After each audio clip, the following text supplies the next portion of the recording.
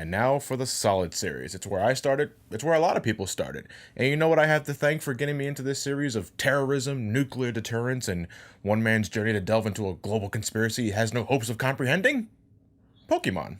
Yep, as weird as it sounds, I have Pokemon to thank for getting me into the series. Let's set the clock back to 1999. I was in middle school and the trading card game was what everyone talked about. Maybe I already mentioned this during my Pokemon trading card game review, but one day a friend of mine gave me his copy of Metal Gear Solid in exchange for my holographic Kangaskhan. Now why did I agree to that? Because I was getting a PlayStation game for a shiny piece of cardboard. It could have been fucking Blasto and I would have agreed to it. This is it right here. I've had this since 1999. The case is cracked in a few areas and the disc could be in much better condition, but I was still able to partake in Hideo Kojima's next adventure in the Metal Gear saga.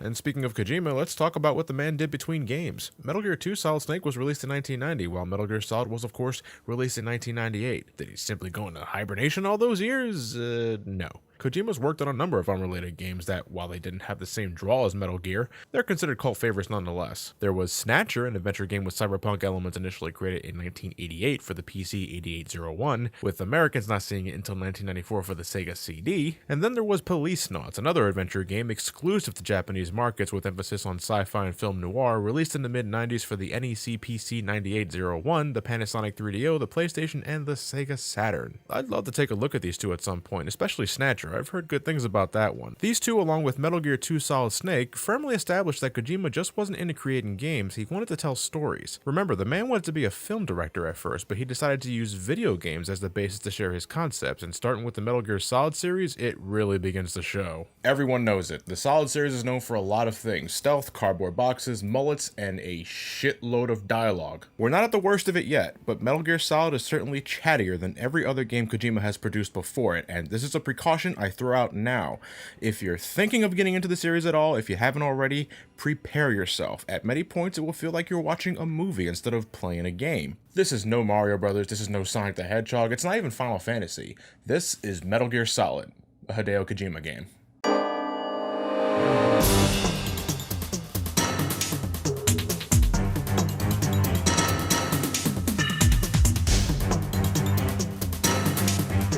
Now, if you're worried about being out of the loop starting with Metal Gear Solid instead of the MSX games, Kojima's got you covered. You can catch up on the events that transpired in the first two Metal Gear games thanks to the previous operations feature inside the title menu, although I'm pretty sure the CIA operative that helped me in Metal Gear 2 was named Holly and not Hori.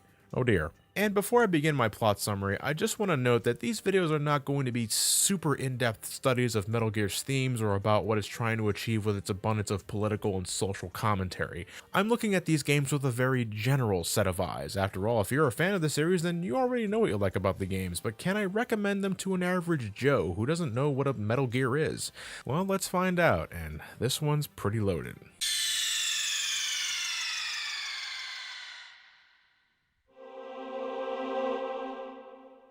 It's been about 6 years after the events of Metal Gear 2. A renegade faction of Foxhound Special Forces begin an uprising at a nuclear disposal facility in Alaska codenamed Shadow Moses, and they're threatening to launch a nuke in 24 hours if they don't receive the remains of the legendary soldier Big Boss. If you're wondering what in the hell's left of the man after Snake burned him alive last time, Naomi, if you would. His body was burned severely, but it was possible to restore his DNA profile from just a single strand of his hair. There you go, science. For a second time, Solid Snake is brought out of retirement, and the poor bastard is probably left wondering why he even bothers at this point. But it gets a little more personal this time. Besides the former Colonel Campbell enlightening Snake that his niece Meryl is being held hostage inside the facility, Snake is also educated on the members of Foxhound leading this revolution. First up, we have Decoy Octopus, a master of disguise, Vulcan Raven, a giant shaman with a huge fascination for ravens, Psycho Mantis, your residential psychopath with powers of telepathy and psychokinesis, Sniper Wolf, a deadly sharpshooter, Revolver Ocelot, another person with a gun as far as we're aware, and finally the leader of the bunch, Liquid Snake, who looks very identical to our hero and is an absolute ham. Now I'll finish the work that Father began. I will surpass him. I will destroy him. You're just like Naomi. Well, I'm not like you. But when there are new bad guys, there are some good guys to go with it. Snake has a few new buddies on his side for support. Colonel Campbell and McDonald Miller return to give Snake advice on survival, but now we also have Naomi Hunter, chief of Foxhound's medical staff that supplies Snake with nanomachines to keep him up to snuff. What are nanomachines? Magic. There are different types which will replenish the supply of adrenaline, nutrition, and sugar in your bloodstream. Now I don't have to worry about food. I also put some nootropics in there. Say what? Nootropics. A class of drugs which will help improve your mental functioning. It'll make me smarter, huh? Anything else? Yes, Benzedrine. Hot damn. Next up is Mei Ling, the inventor of Snake's new Soliton radar system that helps him track enemy activity on a level greater than the radar he had last time. She's also how you save your game, not that I think Snake has any idea what that means. And last up is Nastasha Romanenko, probably the one that contains the least amount of significance to the overall plot. She's often just a means to provide some interesting tidbits on the many weapons Snake can once again procure on his mission.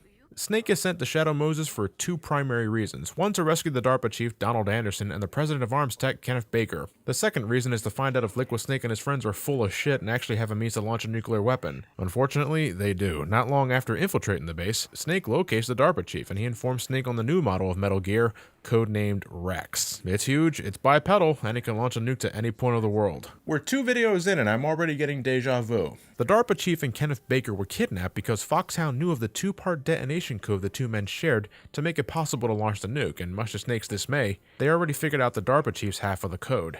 Luckily, Mr. Anderson tells Snake of a method to disarm Metal Gear, a POW key, but immediately after telling him that, the man suddenly dies of a heart attack. I hate when that happens. Confused but nevertheless pressed for time, Snake continues forward and unexpectedly runs into Meryl, Colonel Campbell's niece that's a little green but manages to help Snake thwart some security forces before making a quick getaway in the confusion. And just a little while after that, Snake succeeds in finding Kenneth Baker, but he's not alone. He's immediately introduced to Revolver Ocelot, who just loves spinning that goddamn gun. The two trade gunshots for a bit, but a random ninja suddenly enters the scene, cutting off Ocelot's hand and rescuing Baker from some close-range C4, though explosions going off this close to the man's body should have killed him anyway. Ocelot gets away, the ninja mysteriously vanishes, and Snake shares some alone time with Baker, who elaborates on why Metal Gear Rex exists in the first place. For a president of a company in charge of weapons development, war is money after all, and Metal Gear Rex was his ticket to wealth. But thanks to the terrorist managing to get his code, well, that doesn't seem to be happening. With the terrorists in possession of both detonation codes, things look bleak, but Baker tells Snake the location of the POW key, which happens to be in Meryl's possession. He also shares the identity of the man who designed Metal Gear Rex, Dr. Hal Emmerich, who's located somewhere in the base that can hopefully provide Snake with some insight on the walking Deathmobile. Baker then suddenly dies from a heart attack just like the DARPA chief, prompting Snake to believe something fishy's going on here, with Campbell not helping and easing his doubts. It's like he doesn't even try. Colonel, are you listening? Now he's dead too.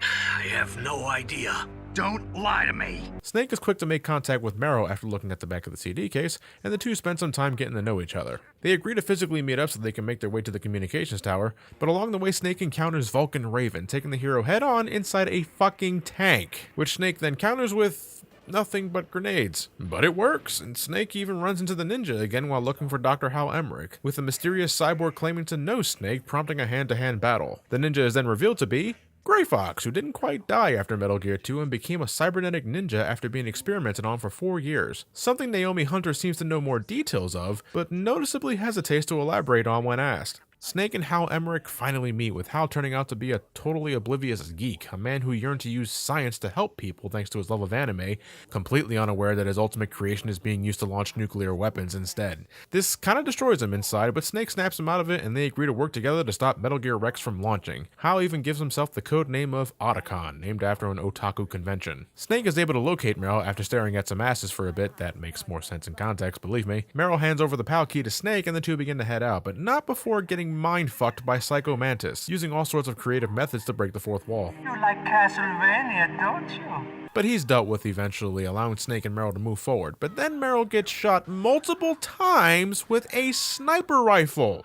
by Sniper Wolf. Since he's unable to do anything about it then and there, Snake has to backpedal in order to locate a sniper rifle to deal with the femme fatale. But when he gets back, Meryl is gone. Look, backtracking will do that. I'll get on that later. Anyway, Snake deals with Sniper Wolf, but with Meryl gone, it's a very empty victory, and to make matters worse, he's caught by some soldiers soon after, and they're led by Sniper Wolf, who is apparently bulletproof. She doesn't have a single goddamn scratch on her after being shot multiple times with a sniper rifle! Snake is knocked unconscious and finds himself bound in an interrogation room after waking up, with Revolver Ocelot and Liquid Snake serving as his house guests. The two Snakes meet face to face for the first time here, but we're not at the end of the game yet, so it's short-lived. Ocelot proceeds to torture Snake to gain info on the PAL key, threatening to kill the kidnapped Meryl if he doesn't comply, but in between sessions, Snake manages to escape thanks to this soldier having IBS and Otacon providing a means to get out. He also finds the decomposing body of the DARPA chief in his cell, which confuses Snake as he just saw the man die only a few hours ago, with decomposition normally taking days to occur. The questions continue to pile on, but Snake keeps on pressing. He reaches the communications tower near the underground base where Metal Gear is being held, and he encounters Liquid piloting a Hind D. You'd think Snake would be outmatched, but let's remember, Snake destroyed a tank earlier with nothing but fucking grenades. Liquid is taken out in a fiery explosion thanks to Snake's use of Stinger missiles, and by God, we're finally at the underground base. That is, after dealing with Sniper Wolf for a second time. She may be bulletproof, but nothing can stop a remote-controlled missile. But suspicions continue to rise behind the scenes when Naomi ends up being not who she claims to be. She's caught lying about her origin story when the topic's brought up thanks to Miller, and it appears that she has a bit of a grudge against Snake because of his previous encounters with Gray Fox. Naomi and Gray Fox were quite close, both coming from a rough upbringing, and when Snake seemingly killed Gray Fox in Metal Gear 2, Naomi didn't take that very well. Under the guise of a regular medical shot, Naomi in actuality injected Snake with a retrovirus called Fox Dye, something that can target specific people through DNA and kill them by simulating a heart attack. It ends up being what killed the DARPA chief and Kenneth Baker. Now this is where things get really screwy. Naomi was under orders from the Pentagon to inject Snake with the virus, so he could deal with the Foxhound members while keeping Metal Gear Rex intact, allowing the United States to hold on to their precious nuclear battle tank. Unbeknownst to everyone, Naomi altered the virus so that it would also kill Snake, an act of revenge for what he did to Gray Fox and Big Boss, since he was responsible for getting Naomi and Gray Fox out of their terrible living conditions. The worst part of all this being Snake has no idea when the virus will kick in and kill him. But Naomi eventually warms up to Snake in some fashion when she sees for herself that Snake is not the malevolent, cold-blooded killer she mistook him for. And that's great and all, but that virus is still inside Snake at the end of the day. It's gonna eventually kill him, and that's fucked up. But in spite of all that, Snake continues his mission. I think at this point the only thing he cares about is destroying Metal Gear. And after dealing with Vulcan Raven for a second time, he finally manages to use the PAL key to prevent the nuclear launch, except the complete opposite happens. Snake ends up arming the nuclear weapon on Metal Gear, and Liquid Snake, who by the way survived the Hind D explosion, mocks Snake for falling into his trap, revealing that he was posing as McDonald Miller the whole time to keep tabs on Snake. Poor McDonald Miller, killed off screen like a chump. This entire time, Snake was being manipulated to activate Metal Gear Rex because Liquid was in fact unable to get the detonation codes from the DARPA chief after Ocelot accidentally killed him during a torture session. The DARPA chief Snake encounter in the prison cell earlier was actually Decoy Octopus, using his mastery of disguise to set the gears into motion. Too bad about the heart attack though. I'm afraid to ask, but if this entire operation was a ploy to get Snake to activate Metal Gear, wasn't Liquid kinda going overboard with some of these traps? I mean, a tank battle, the Hind D, all the soldiers surrounding the area. I know Snake is a legendary mercenary and all that, but if he died, that's it. There goes the plan. Metal Gear Rex is activated with Liquid in the pilot seat. Our hero isn't able to do much to the gargantuan metal beast, but Gray Fox unexpectedly shows up to aid Snake, using an arm cannon that he suddenly has for some reason to expose Liquid in the cockpit,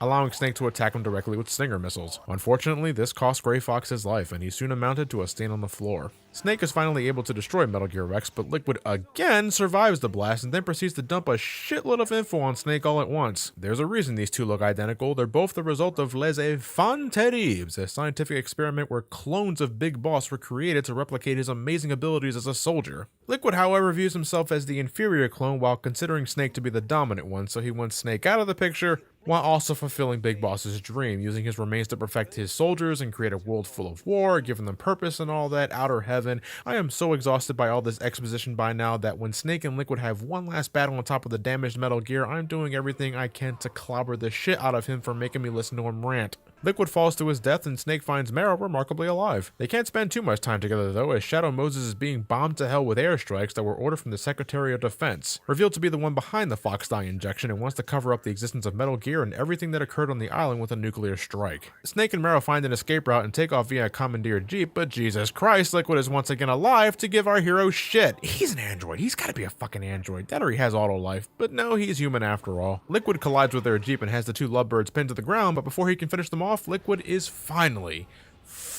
killed by the Fox Dye virus inside Snake. So there's that. The Secretary of Defense is arrested after it's discovered that he was acting alone under the president's nose, and Campbell is placed back in charge of the operation. Naomi insists that Snake live the rest of his life to the fullest, and Snake happily obliges, exiting Shadow Moses Island alongside Meryl in a snowmobile. As for Otacon, he's somewhere around. He sort of disappears after helping Snake and Meryl escape the island, but we don't physically see him again unless you get the bad ending where Meryl dies, but that isn't considered canon. Metal Gear Solid was one of my first cinematic experiences in a video game. Cutscenes with actual choreography, full-fledged voice acting, most of which I think still holds up tremendously well, and a story that felt so compelling and immersive. It was an adventure for my 12-year-old mind. Today I'm still enjoying a lot of elements from it, but certain things rub me the wrong way. I'm frankly surprised Snake didn't speak up sooner when he began to see his superiors deliberately hiding information for the sake of the mission. Now, Campbell eventually explained his reasoning. The Secretary of Defense was essentially holding Meryl captive by intentionally placing her inside Shadow Moses during the uprising, but that's revealed at the end game. Until then, Campbell has to carefully relay only a certain amount of information to Snake, but he's so bad at lying. And to be fair, that's a plot point. Snake calls him out on that repeatedly, but that's the problem, repeatedly. How much longer could Snake realistically put up with that without compromising the mission? He hates being kept in the dark, and he learns early on that he's being kept in the dark, but he doesn't do anything about that. In a way, it makes Snake look foolish. Leading into another problem I have with Snake, it feels like 80% of his dialogue is just asking questions, repeating something someone just told him for the sake of the player getting an explanation. I mean, goddamn. Invited. Nanomachines. Revolution. Metal Gear. Rex. Woman. Who? You mean Metal Gear. Colonel. Any questions, Snake? Questions. There are ways to inform the player on what certain things mean without making Snake look like a clueless adult. This guy's supposed to be a badass mercenary, not a parrot. And this is a totally frivolous complaint, but the endgame reveals Snake's name to be David. Come on. Solid Snake is a name to be feared. David is my neighbor down the street. I know it's meant to humanize the guy and all that, but I don't know. Kind of sucks away some of the mystique. But I kid. I wish I had the ability to really dive into the screenwriting here, but I'm a bit of a simpleton, as I said before. I don't feel qualified to examine the deep meaning behind the topics of nuclear deterrence, the war economy, and questioning the integrity of your own country. It's all there for discussion, but that's not why I enjoy the game. The basic plot is enough for me, and all the little moments where the game breaks the fourth wall. It gives the game a quirky sense of humor. The little extra details you can learn from codec conversations are an added bonus. Everyone has something to say about everything that happens in this game. It gives you different outlooks and interpretations, a means to give the story added flavor without forcing it down your throat. God, could you imagine how much longer the story would be if it weren't up to the player's discretion to view this shit? This is a game where you can spend the first 30 to 40 minutes just listening to the mission briefing before Snake even has to sneak around a single guard. Let's put it this way, Metal Gear Solid is around an 8 to 10 hour game. Without cutscenes and codec conversations, it's around 4 hours of pure game time. That's how much emphasis is here on story, and if that doesn't mesh well with you, I'll tell you now, this isn't the series for you. Knowing what to do or knowing where to go requires that you sit back and listen in, repeatedly. If you're up for that, I think you'll enjoy what you see. The narrative is still pretty engaging. There's something there for the casual crowd with enough layers to keep the more sophisticated viewers busy. But like I said, I'm looking at these stories with a very general set of eyes, and I understand that may or may not work later down the road, but it's my job to see if these games can attract your average player.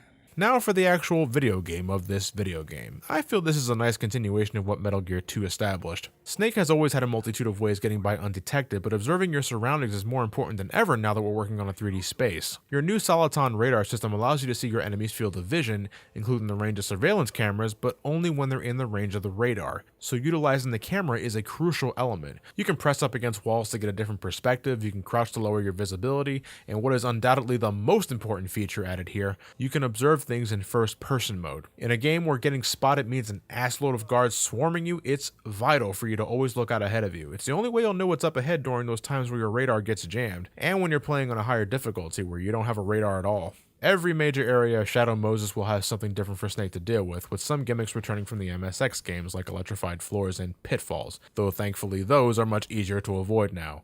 Card keys are no longer pace breakers as well. The cards stack now when you collect them, thank Christ, and thanks to texture technology, doors are clearly labeled so you know from the get-go if it's the door you're looking for. Metal Gear 2 had some memorable sequences, and Metal Gear Solid brings some of them back and then some, and A few are quite hard on the nerves. Even with cigarettes or thermal goggles, getting through the infrared lasers leading to the nuclear storage building always makes my hands sweat.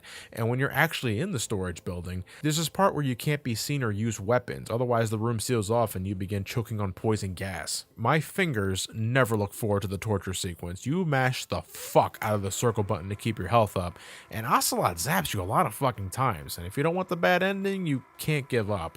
But the real torture are the two moments where backtracking rears its ugly head. One instance where you have to leave an injured Meryl behind to get a sniper rifle to do with Sniper Wolf, and the other instance where you have to go back and forth between a few areas to change the shape of the POW key using different temperatures. The sniper rifle bit just feels like clunky storytelling. I feel there could have been a better way to separate Snake and Meryl for story purposes. The temperature changing shit, you guys already know what I thought about that in Metal Gear 2. It's no different here, and they brought it back. That classic alert sound was a goddamn jump scare during my early days. Just when I thought I was careful enough, that split-second shriek informed me that I fucked up and now I'm running away like a dope. I should have been more cautious, but sometimes it's out of my hands, which is why I never liked that communications tower bit. It goes on a little long, it's awkward as hell to control going upstairs even with analog control, fuck you Matt, and unless you have a huge supply of stun grenades, keeping the oncoming soldiers down is a bitch. At least to climb down the second tower is less painful, all I have to do is hold down the D-pad. Every other time, there's always a means to get by without getting detected. It's just a matter of you knowing how to use your surroundings to your advantage. But there might be times you may feel the need to use a weapon, and as always, there's a considerable number of options. Snake's upgraded his personal offense a bit. Now he can perform a 3-hit combo on enemies, but keep in mind, this won't kill anyone now, just temporarily knock them out. He can now also fucking judo toss enemies to defend himself. It even works on some bosses. But again, this doesn't kill, just incapacitate. Nope, that's what this is for. Any guard you can sneak up behind can be taken out by snapping their neck. It's quick, it's quiet, and leaves no mess, since bodies vanish into thin air when guards die. It's often recommended that you avoid combat altogether, since this is an infiltration mission after all, and I wholeheartedly agree with that, but I think Metal Gear Solid tries to have its cake and eat it too. MGS sells itself as a stealth game from start to finish, but as events transpire, Snake is forced into battle on occasion. It could be a boss fight or some random soldiers, and this is where I think things get clumsy. In a highly tense moment, it could be sort of awkward trying to connect your punches and kicks, since there's a small delay between stopping and attacking. If you don't connect with that first hit, that means you're probably about to get hit yourself. Weapons like the SOCOM or the FAMAS pack a lot of damage, but the auto aim isn't very reliable, and unless you know of a certain trick to move and shoot at the same time, something the game doesn't tell you how to do, Snake is at a complete standstill when using guns. You can't, really dodge things when you're a sitting duck. Controversial as this may sound, I think you really feel the sluggishness of combat during most of the boss fights. Combat is not the point of Metal Gear Solid, but that's what most of the fights amount to. Nearly mindless sessions of back and forth. Even Psycho Mantis, who's notable in his own way, goes down in an anticlimactic fashion once you figure out the trick to beating him. A number of them are quite stunning. The standoff against the Hind D and Metal Gear Rex are very memorable. But Vulcan Raven, in my opinion, has the best fights. They're successful combinations of both stealth and combat, more fitting to the theme of the game. It's a little rough around the edges nowadays, but my adoration for Metal Gear Solid is about as strong now as it was then. It has good pacing even with the added emphasis on dialogue. Stealth is more rewarding than before thanks to the shift to 3D, which naturally comes with its own benefits and challenges. And for a PS1 game, it has damn good production values. I love replaying this with the bonus items you get for completing the game with both endings, like the stealth camouflage, making you invisible to everything except bosses, or the bandana, which gives you infinite ammo. And do I need to explain why I love playing as Snake in the tuxedo? But now that I've played Metal Gear 2 before this, I was more aware of the things Solid reused, but I don't think that's the right word to use there. I would say refined. It's true that it could be interpreted as a sign of laziness, but let's face it, not a whole lot of people play the original games on the MSX. Metal Gear Solid was Kojima's second chance at sharing a story he couldn't fully flesh out before, and now he had a bigger audience with the PlayStation. Solid is everything Metal Gear 2 was, but more. Now, I still recommend Metal Gear 2 for being a good stealth game, but you can absolutely begin your Metal Gear binge with Solid. But as Liquid would say, it's not over yet! Metal Gear Solid was a huge hit. In 1999, Japan would get a re-release titled Metal Gear Solid Integral. It was pretty much the English version of the game with all the added features because apparently the original Japanese release didn't have things like different difficulties or even the first-person mode. That had to have sucked. But Integral contained bonus features we Americans didn't get at first because Japan loved doing that sort of shit, like an alternate costume for Meryl, 2 hidden codec frequencies containing Easter eggs, and some mini-games utilizing the Japanese-only Pocket Station, a device similar to that of the Dreamcast's virtual memory unit. Another thing that it came with was a separate disc containing over 300 virtual missions. In Metal Gear Solid, you can play some virtual missions from the title screen to get accustomed to Snake's new controls and all that, but there were only about 10 of them, so it was nothing more than a tutorial. The 300 virtual missions here place Snake in a huge variety of different win conditions, requiring the player to get the most out of their abilities or arsenal to achieve victory. Americans wouldn't get the integral version of MGS until the PC release of the game in 2000, but good luck finding that without destroying your wallet. However, the virtual missions were separately released in 1999 for Americans under Metal Gear Solid VR missions. Now, I'll be quick with this one. This has appeal, but not on the same level as the original MGS. There's no story, it's just VR missions, and some of the shit Snake has to do to win is hilarious. Playing bowling with a Nikita missile, finding out who ate the dead man's sea salt ice cream, it looks like, oh fuck this shit.